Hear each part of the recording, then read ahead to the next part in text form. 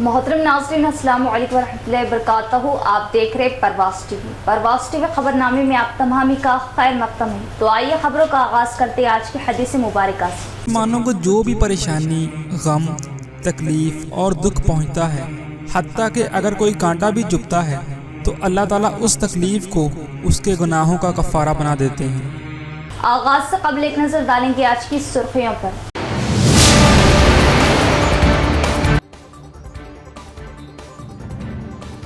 लड़कियों को तरक्की का हिस्सा बनाने के लिए हुकूमत के मुस्बित इक़दामात, कई एक स्कीमात पर अमलावरी, मौक़ों से इस्तेफ़ादा हासिल करे, बोधन मिले सुदर्शन रेड्डी।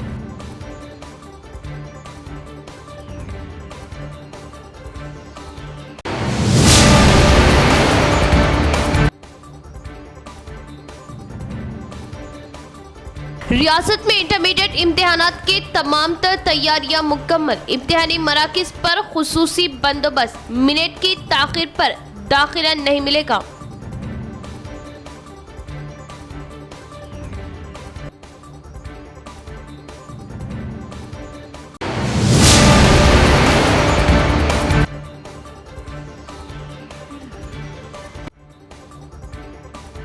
₹500 में गैस सिलेंडर स्कीम के लिए सरकारी अहकामात जारी, अवाम से किए वादों को पूरा करने के लिए हुकूमत कमर बस्ता।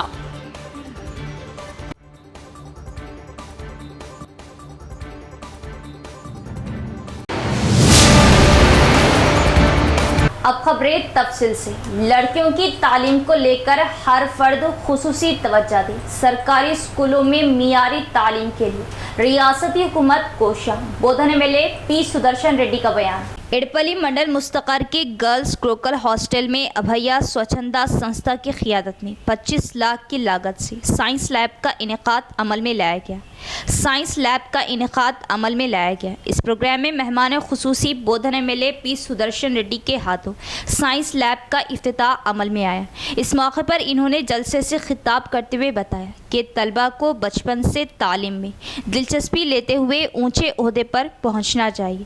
प्राइमरी तालीम पर रियासती हुकूमत खुसूसी अहमियत दे रही। गुरुकुल हॉस्टल स्कूल में एडिशनल क्लासेस रूम्स और टॉयलेट्स के लिए 60 लाख रुपयों की मंजूरी दी जा रही। बचपन से ही तहजीब अदब सीखने से मुस्तकबिल भी रोशन बनने लगता है। अभिया फाउंडेशन के फाउंडर एस बालाचंद्र ने इस मौके पर बात करते हुए बताया कि मुकाबलाबाजी के इस दौर में तालीम को बहुत अहमियत हासिल है, इसीलिए देही इलाकों में मौजूद गुरुकुल स्कूलों को हमारी जानिब से बुनियादी मसाइल को पूरा किया जा रहा। बचपन के तालीमी दौर से लगन मेहनत के ज़रिए तालीम हासिल करने वालों के मुस्तकबिल और हमेशा राहत की ज़िंदगी बसर की। इस प्रोग्राम में जेडपी नायब सदर Rajita Yadav, principal Suhasini Reddy, society chairman Narayan Chaudhary, Congress कायदीन बी राम मोहन, शंकर नायडू दीगर भी मौजूद थे।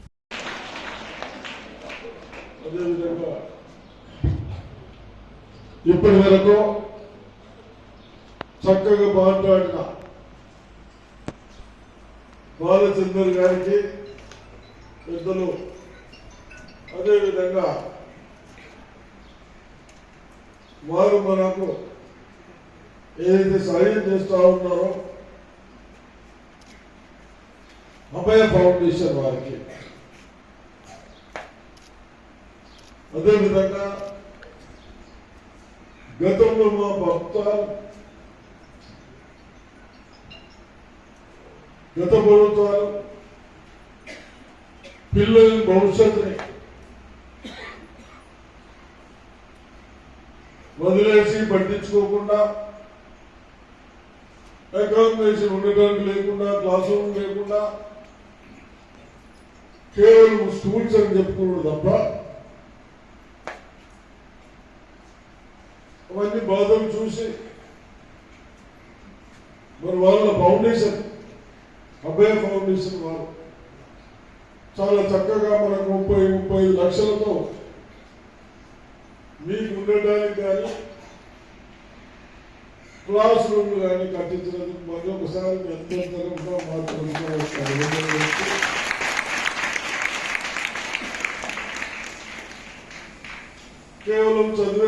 तेलंगाना में 500 रुपये में गैस सिलेंडर की फ्राहमी, सरकारी अहकाम जारी। تلنگانہ حکومت نے اہل افراد کے لیے 500 روپے میں گیس سلنڈر کی اسکیم کو نافذ کرنے کے لیے ایک اور قدم آگے بڑھایا ہے۔ حکومت نے اس سلسلے میں سرکاری احکام جاری کیے ہیں۔ 500 روپے میں گیس سلنڈر کانگریس کی جانب سے اعلان کردہ 6 ضمانتوں میں سے ایک ہے۔ حکومت پہلے ہی واضح کر چکی ہے کہ یہ اسکیم صرف ان افراد پر لاگو ہوگی جن کے پاس راشن کارڈ ہے۔ ریاست بھر میں 1.20 کروڑ گیس کنیکشن ہے۔ راشن کارڈ والے مکانات کی تعداد 89.99 لاکھ ہے۔ عوامی حکمرانی کے پروگرام میں درخواست دینے والے راشن کارڈ ہولڈرز کو 500 روپے کا سلنڈر دیا جائے گا۔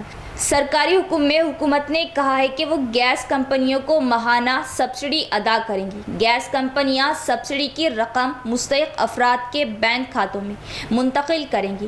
حکومت نے واضح کیا ہے کہ گیس کنیکشن خاتون کے نام پر ہونا چاہیے۔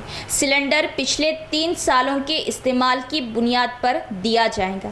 سلنڈر کی پوری قیمت پیشگی ادا کرنی ہوگی جس میں سے 500 روپے فی سلنڈر ادا کیے جائیں گے اور باقی رقم استفادہ کنندگان کے اکاؤنٹ میں جمع کرائی جائیں گی۔ ریاست میں اجولا گیس کنیکشن کے 11.58 لاکھ استفادہ کنندگان ہیں۔ یہ تمام مہالکشمی اسکیم کے تحت آئے گی۔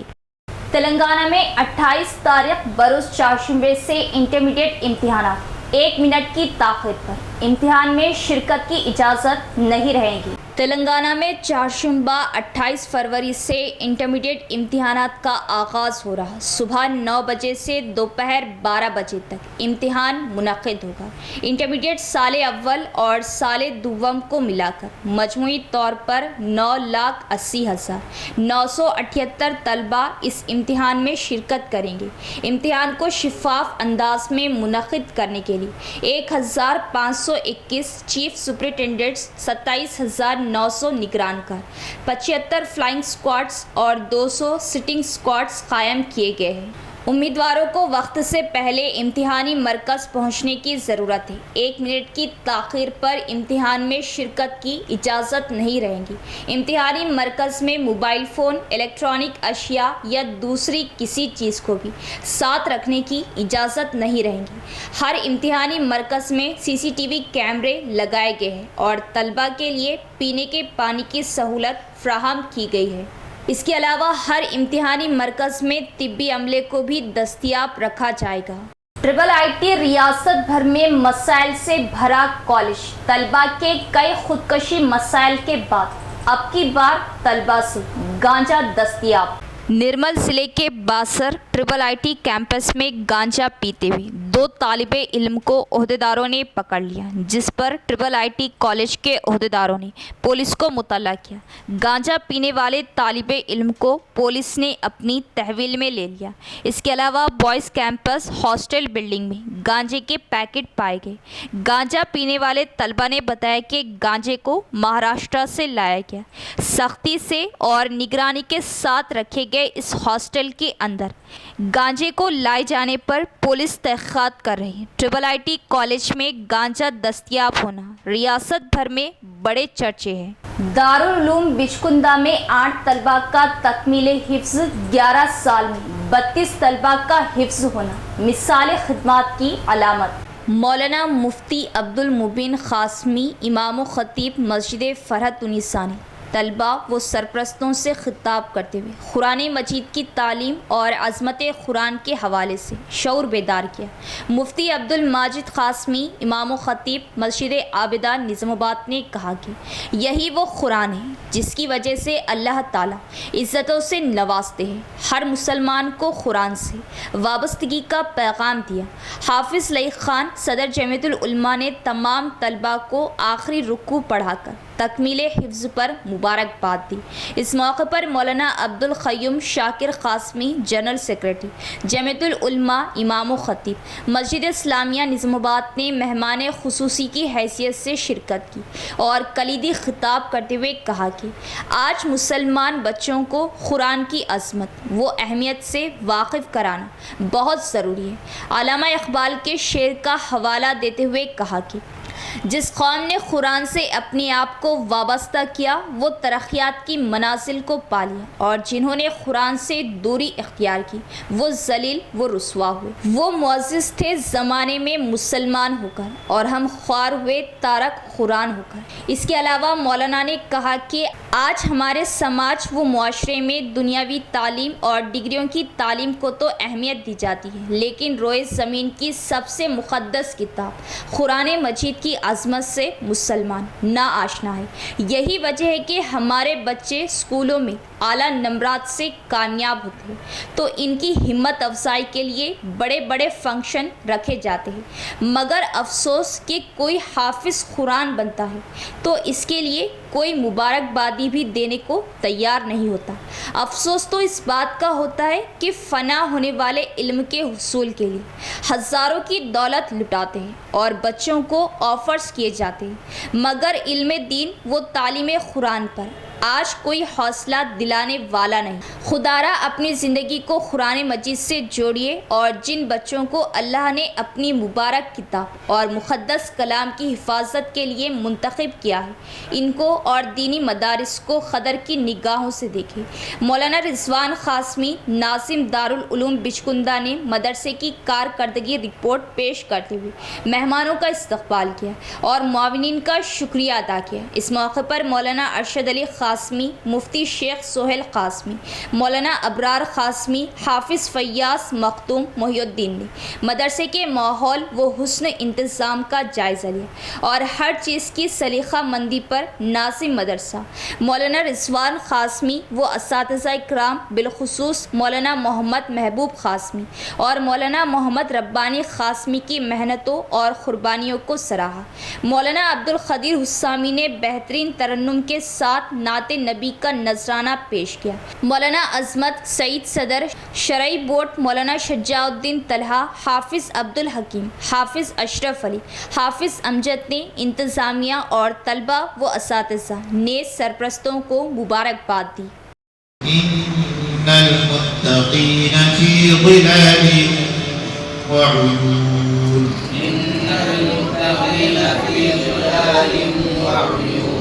وفواكه مما يشتهون كلوا واشربوا هنيئا بما كنتم تعملون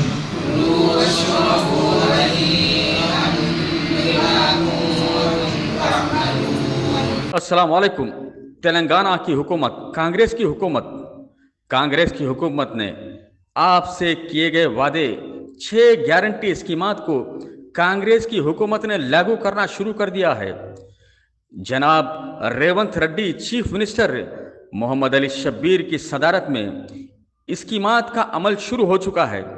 27 فروری 2024 سے 500 روپے میں گیس سلنڈر کی سربراہی عمل میں سواریاں پیش ہو رہی ہو تو فوراً محمد مجاہد خان صاحب، سینئر ایکس کارپوریٹر کھجا کالونی، اسلام پورا و حبیب نگر سے رجوع ہو۔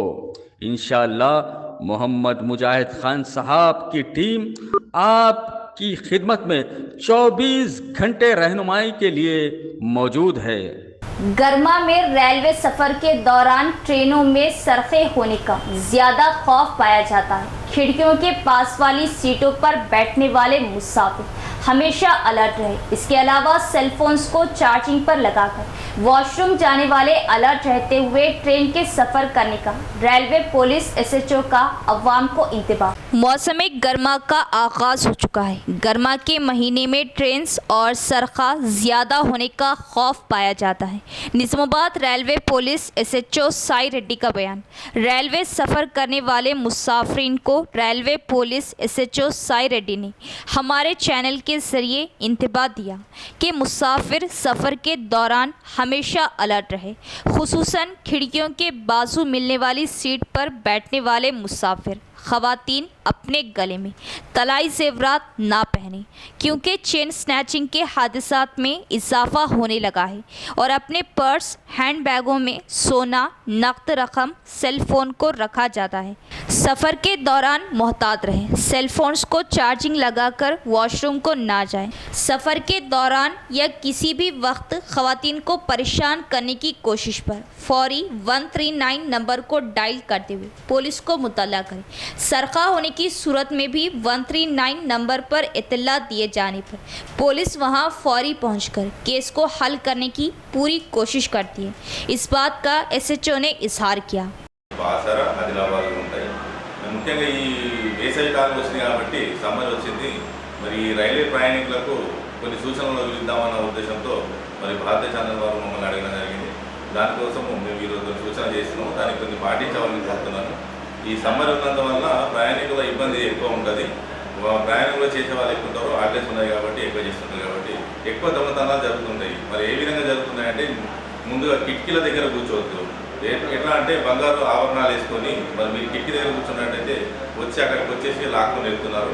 అట్లాగే మీరు విండోస్ దగ్గర కానీ డోర్స్ దగ్గర మెయిన్ డోర్ దగ్గర అక్కడ నిల్చోవడము, వాష్ దగ్గర నిల్చోవడము, వాష్రూమ్ దగ్గర నిల్చోవడము అట్లా చేస్తూ ఉంటే నేరస్తులు అక్కడికి వచ్చి దొంగలు వచ్చి వాటిని లాక్కొని వెళ్తున్నారు. కాబట్టి మీ యొక్క ఆభరణాలు మీరు కనిపించకుండా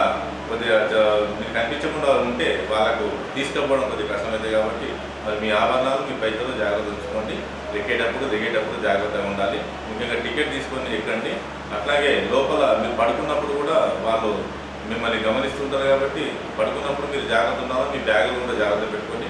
బ్యాగులలో మరి మీ బంగారు ఆభరణాలు కానీ వస్తువులు కానీ మరియు పైసలు కానీ కూడా దాంట్లో పెట్టకండి. బంగారు ఆభరణాలు ఉంటే గాజులు ఉంటే చేతికి వేసుకోండి. ఇంకేదైనా చైన్స్ ఉంటే కూడా మెడల్ వేసుకోండి. కానీ అక్కడ బ్యాగ్లో పెట్టేసేసి మీరు ఆశ్రమంకి వెళ్ళినప్పుడు అవి దొంగతనం అవుతుంది. కొన్ని సంఘటనలు చెప్తాను, 2-3 సంఘటనలు జరిగినాయి ఈ మధ్యనే. మరి అవి మీకు చెప్తాను. ఇంకోసారి అలా జరగకుండా ఉండాలని మేము అనుకుంటున్నాము. విజయవాడ నుంచి వాళ్ళు సిటీకి వెళ్ళారు. सिटी వెళ్ళి నిజామాబాద్ రూట్లో ఇక్కడ ఫస్ట్ టైం నిజామాబాద్ देश के नौजवानों तलबा को मरकजी हुकूमत गलत राह पर ले जाने की कोशिश कर रही है। मरकज की अवाम मुखालिफ पॉलिसी की मसम्मत करते हुए जागो Telangana STF convener retired IAS A मुरली का बयान। देश की अवाम को गलत राह पर मरकजी हुकूमत के फैसले की मजम्मत करते हुए जागो Telangana STF convener retired IAS A मुरली का बयान। जागो Telangana STF convener retired IAS A मुरली ने ज़िले के R&B गेस्ट हाउस में सहाफ़ती कॉन्फ्रेंस से बात करते हुए बताया कि देश की बेरोज़गारी के मसाइल की एकसुई में मरकजी हुकूमत नाकाम हो चुकी है और किसानों के ख़िलाफ़ हुर्बे आजमाए जा रहे हैं। कॉरपोरेट कंपनियों कॉरपोरेट शोबों की खिदमत की जा रही है। ख़वातीन की हिफाजत में नाकामी के साथ इनके हुकूक़ को पामाल करने की कोशिश की जा रही। बीजेपी और RSS झूठे खबरों के ज़रिए आलमी तौर पर फैलाते हुए अवाम को गुमराह करने की कोशिश कर रही, जिस पर इन्होंने बरहमी जताई। देश की तरक्की में नौजवानों का अहम रोल होता है। मरकज़ी हुकूमत की अवाम मुखालिफ पॉलिसी की मसम्मत के लिए अवाम में शऊर बेदारी लाने के लिए मार्च की 12 तारीख को डिचपल्ली के तेलंगाना यूनिवर्सिटी में तलबा बेरोज़गार नौजवान मसाइल की एकसुई के लिए मीटिंग का इनेकाद अमल में ला रहे। देश के मुस्तकबिल की सोच को लेकर इस मीटिंग को कामयाब करने की अपील की। इस मौके पर TSTF कन्वीनर प्रोफेसर जागो तेलंगाना प्रोफेसर నిర్మల తల్బా తన్సీబే भी मौजूद थी। అట్లాగే రైతులకు సంబంధించిన సమస్యలు, ఎందుకంటే ఇప్పుడు మనకి యూనివర్సిటీ చదివే పిల్లలందరూ కూడా 90% రైతు పిల్లలే. సో రైతులకు సంబంధించిన విషయాలు కూడా వీళ్ళు చెప్పినట్లయితే దాన్ని రైతుల వరకు తీసుకురావడానికి అవకాశం ఉంటుంది. ఏ రకంగా సో రైతులకు వ్యతిరేకమైనటువంటి బిల్లులు పాస్ చేస్తున్నారు ఈరోజు, ఏ రకంగా రైతుల వ్యతిరేక విధానాలు తీసుకుంటున్నారు, ఏ రకంగా ఈరోజు ఢిల్లీలో రైతులు తొక్కించేసి రైతులు రాకుండా వాళ్ళ వెహికల్స్ రాకుండా రోడ్ల మీద మేకులు కొట్టే విధానం ఏదైతే నిరంకుశమైన విధానం అవలంబిస్తున్నారో రైతుల పట్ల, ఇలాంటి విషయాలు కూడా వాళ్ళు చెప్పడం అనేది. సో అట్లాగే పేద ప్రజలకు సంబంధించి ముఖ్యంగా లేబర్కు సంబంధించి ముఖ్యంగా సో యాంటీ లేబర్ విధానాలు, సో మన కార్మిక వ్యతిరేక విధానాలు ఏ రకమైన బిల్లు తీసుకొస్తున్నారు, సో ఏ రకమైన ఇంతకుముందు ఉన్నటువంటి వాళ్ళకి అనుకూలమైనటువంటి వాటిని రద్దు చేసి సో కార్పొరేట్లకి అనుకూలమైనటువంటి విధానాలని లేబర్ని ఇంకెక్కువగా పనిచేయించే విధానాలను కూడా ముందు తీసుకొస్తున్నారు. ఇలాంటివి ఎందుకంటే ఈ స్టూడెంట్స్ అందరూ కూడా ముఖ్యంగా పేద రైతుల పిల్లలు, పేద కార్మికుల పిల్లలు కాబట్టి ఇలాంటి విషయాలు కూడా ఈరోజు మేము విద్యార్థులకు చెప్పదలుచుకున్నాము. సో ఏ రకంగా దేశం మొత్తాన్ని ముఖ్యంగా యువతని పెడదలను పట్టిస్తున్నది, ఏ రకంగా అబద్ధాల న్యూస్ ప్రపంచం మొత్తంలో అతి భయంకరమైన అబద్ధాలు ఆడుకుంటూ సో వాట్సాప్ యూనివర్సిటీలలో ఒక ప్రొఫెషనలైజ్ చేశారు. ప్రపంచంలో ఇప్పటివరకు చారిత్రాత్మకంగా తీసుకున్నా కానీ సో ఇప్పుడు వర్తమానంలో తీసుకున్నా కానీ ఇంత భయంకరమైనటువంటి ఒక ఫేక్ న్యూస్ అబద్ధపు న్యూస్ ప్రచారం చేయడంలో ఆర్ఎస్ఎస్ బీజేపీ అనేది ఏ రకంగా ముందుకు తీసుకెళ్తుంది అనే విషయాలు కూడా మేము కూలంకషంగా విద్యార్థులకు చెప్పదలుచుకున్నాము. ఎందుకంటే ఈరోజు యువత అనేది చాలా ముఖ్యము, దేశానికి యువతనే భవిష్యత్తు కాబట్టి సో వీళ్ళు వాళ్ళ ఆర్ఎస్ఎస్ మాయాజాలంలో పడకుండా సో వాళ్ళ అబద్ధపు ప్రచారాన్ని నమ్మకుండా ఉండడానికి మేము వాళ్ళకి ఎగ్జాంపుల్స్తో సహా చాలా విషయాలు చెప్పి సో విద్యార్థుల్ని ఒక రాజ్యాంగబద్ధంగా నడుచుకునేటట్లుగా రాజ్యాంగాన్ని పూర్తిగా వాళ్ళ ఆలోచన విధానాలు ఉండేటట్లుగా సో LRS स्कीम के दरख्वास्त गुजारों को तेलंगाना हुकूमत की खुशखबरी।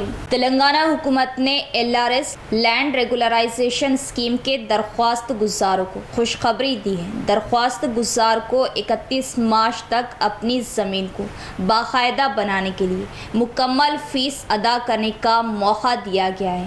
इस मुद्दत में LRS की मुकम्मल फ़ीस अदा करने वाले दरख्वास्त गुजार की ज़मीन को बाकायदा बनाया जाएगा, जिस पर वो मकान तामीर कर सकते हैं और बैंक से कर्ज भी हासिल कर सकते हैं। चीफ मिनिस्टर रेवंत रेड्डी ने इस सिलसिले में ओहदेदारों को हिदायत दी कि वक्फ, सरकारी और हिंदू एंडोमेंट और अदालत में ज़ेरे दौरा अराजी को छोड़ बाकी अराजी को बाकायदा बनाया जाए।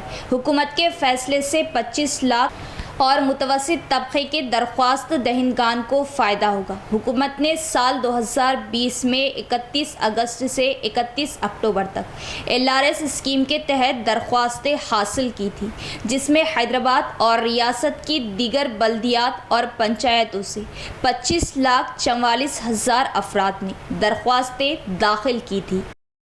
डिवीज़न 12 पेंटर कॉलोनी में अवाम के लिए फ्री हेल्थ चेकअप कैंप। अवाम की खिदमत ही मेरा नस्बुल है। कांग्रेस कायद मोहम्मद रब्बानी का बयान। शहर के गुंजान आबादी वाले इलाके वो division 12 painter colony, new Vengal Rao colony में हरकियाती सोशल वर्कर, ज़िला सदर कौमी इच्चहती तंजीम व ज़िला कांग्रेस डेलीगेट मोहम्मद रब्बानी की क़ियादत में अवाम के लिए फ्री हेल्थ चेकअप कैंप रखा गया था। इस हेल्थ चेकअप कैंप में माहिर अमराज डॉक्टर मोहम्मद आज़म और मोहम्मद अलमास व ख़ातून डॉक्टर्स व तिब्बी अमले की निगरानी में मुख्तलिफ वबाई व मुतादी अमराज के अलावा शुगर, ब्लड प्रेशर, दिल के अमराज, थायराइड, मैदा व जिगर के अलावा गुर्दों के अमराज की तशख़ीस की गई। इस मौके पर मोहम्मद रब्बानी ने इलाक़े painter colony, new Engal Rao colony, Dharmapuri hills, Asad Baba Nagar व इन इलाक़ों के ख़रीब व जवार और दीगर इलाक़ों की आवाम से इस फ्री हेल्थ चेकअप कैंप से इस्तिफ़ादा हासिल करने की ख्वाहिश का इजहार किया। आज कांग्रेस गवर्नमेंट की जानिब से रेवंत रेड्डी साहब और शब्बीर साहब की जानिब से हम लोगों को इस बात की हिदायत दी गई थी कि फ्री हेल्थ कैंप लगाया जाए। तो उस वजह से डिवीज़न नंबर 12 में आज ये प्रोग्राम लगाया गया है फ्री हेल्थ कैंप का, जिसमें तकरीबन 55 टेस्ट करने वाले हैं, जिसमें जर्नल 16 हैं। और अल्हम्दुलिल्लाह हमारा जो डिवीज़न नंबर 12 है तकरीबन स्लम एरिया है। हमारी गवर्नमेंट से, हुकूमत से ये अपील है कि कांग्रेस गवर्नमेंट से कि हमारे इस बस्ती को हर वो चीज़ में पहले हम लोगों को इसका फ़ायदा पहुँचाए तो बेहतर होगा, क्योंकि हर वो चीज़ में पीछे है। यहाँ का मामला ऐसा है, रोज़मर्रा की ज़िंदगी है, ऐसी चीज़ों को जो गवर्नमेंट की तरफ से जो फ़ायदा पहुँचता है वो फ़ायदा ज़्यादा से ज़्यादा कांग्रेस गवर्नमेंट हमारे महल्ले डिवीज़न नंबर 12 को अगर पहुँचाए तो बेहतर होगा। डिचपल्ली सिंगल विंडो सोसाइटी के नवमुंतखबा चेयरमैन का एकता के साथ रामचंद्र गौड़ का इंतखाब अमल में लाया गया। साबिका चेयरमैन के मुस्तफ़ी होने से नए इंतखाब को अमल में लाया गया। मुआविन रजिस्ट्रार सत्यनारायण का ऐलान। डिशपली सिंगल विंडो सोसाइटी चेयरमैन के ओहदे को जयपाल के इस्तीफ़ा दिए जाने से मखलूआ चेयरमैन कुर्सी के लिए 9 मुंतखबा चेयरमैन की तश्कील के लिए सरकारी तौर पर नोटिफिकेशन के ऐलान से मंगल के रोज़ चेयरमैन ओहदे के लिए एक फ़र्द ने ही अपना नॉमिनेशन दाखिल किया, जिस पर वक्त के अख्ताम के बाद सोसाइटी चेयरमैन की हैसियत से इलेक्शन ओहदेदारों ने नॉमिनेशन दाखिल करने वाले वाहिद शख्स रामचंद्र गौड़ को चेयरमैन नामजद करते हुए ऐलान किया। उस वक्त इन्हें सोसाइटी चेयरमैन की हैसियत से हल्फ दिलाया गया। इस मौके पर मौजूद तमाम कांग्रेस कायदीन ने 9 मुंतखबा सोसाइटी चेयरमैन को मुबारकबाद पेश की। इस मौके पर चेयरमैन रामचंद्र गौड़ ने बात करते हुए बताया कि रूरल एमएलए भूपत रेड्डी के ताउन से इस सोसाइटी को हर जाविये से तरक्की अमल में लाई जाएंगी। हमेशा किसानों के साथ रहते हुए इन्हें किसी भी किस्म की नाइंसाफ़ी को ना होने दिया जाएगा और किसानों को सोसाइटी डायरेक्टर्स के मशवरों पर काम करते हुए फैसले लिए जाएंगे। बादशाह डिशपली किसानों के संगम ने 9 मुंतखबा चेयरमैन रामचंद्र गौड़ की शालपोशी गुलपोशी करते हुए तहनीत पेश की। దిచ్చిపల్లి దాకా ఒక 20 కిలోమీటర్లు 15 విలేజ్లు ఉన్నాయి. అయితే గత 20 సంవత్సరాల నుండి ఒకతేతనే చైర్మన్ ఉంటుండు. ఇక్కడ ఏం జరుగుతుందో అంత మాయాజాలం అది ఊరు తెలకుండా ఉండే. అయితే మరి మన ప్రభుత్వం వచ్చిన తర్వాత ఒక పాలసీ మ్యాటర్ కింద ఇప్పుడు సర్పంచులు వీళ్ళందరినీ 2 నెలల్లో అయిపోతుంది కాబట్టి వాళ్ళు ఎక్కువ వాళ్ళ జోలికి పోకుండా మరి మన పార్టీని బలోపేతం చేసుకునే అనే పరిస్థితులలో మరి చాలామంది టీఆర్ఎస్ వాళ్ళను ఎట్లాగో ఎమ్మెల్యే ప్రభుత్వం గద్ద దిగింది కాబట్టి వీళ్ళు కూడా మరి మనం అందరినీ కూడా మన పార్టీలో వీలైనంత మటుకు జాయిన్ చేసుకుందాము, మన పార్టీకి తీవ్రంగా వ్యతిరేకం చేసిన వాళ్ళను గద్ద దించుదామనే ఆలోచన పార్టీ పరంగా మన కాన్షియస్ కాదు, అన్ని మొత్తం తెలంగాణ వ్యాప్తంగా జరుగుతున్నటువంటి పని. మనం ఇలా చూస్తూ ఉన్నాం, చాలామంది ఎంపీపీలు మున్సిపల్ చైర్మన్లు అందరూ కూడా వాళ్ళ అవిశ్వాసం పెట్టడము, మన వాళ్ళు మళ్ళీ గెలవడము.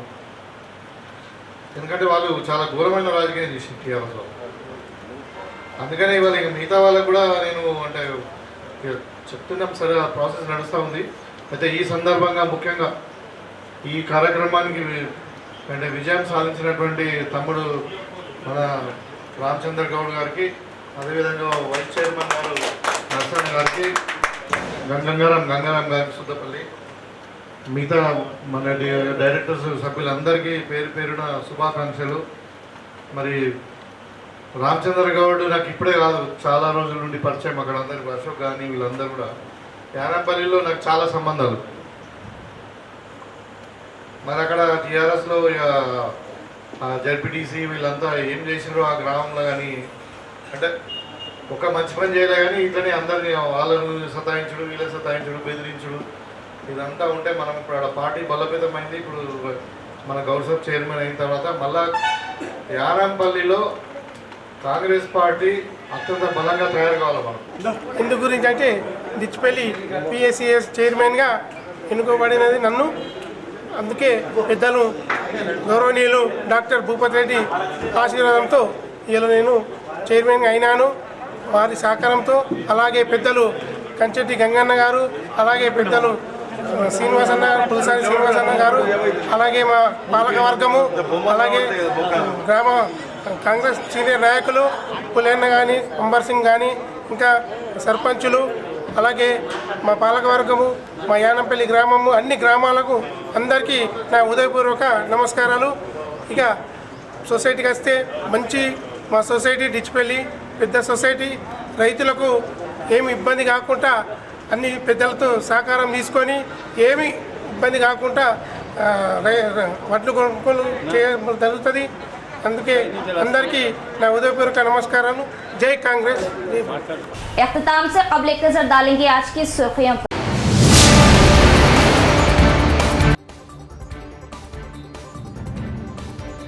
लड़कियों को तरक्की का हिस्सा बनाने के लिए हुकूमत के मुस्बित इक़दामात, कई एक स्कीमात पर अमलावरी, मौक़ों से इस्तेफादा हासिल करे बोधर मिले सुदर्शन रेड्डी।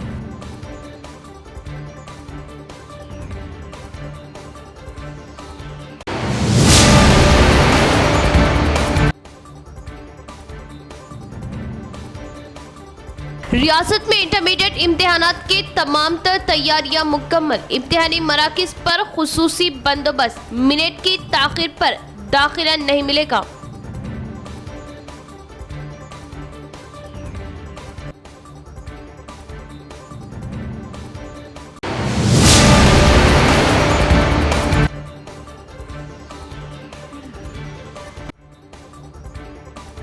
₹500 में गैस सिलेंडर स्कीम के लिए सरकारी अहकामात जारी। अवाम से किए वादों को पूरा करने के लिए हुकूमत कमर बस्ता।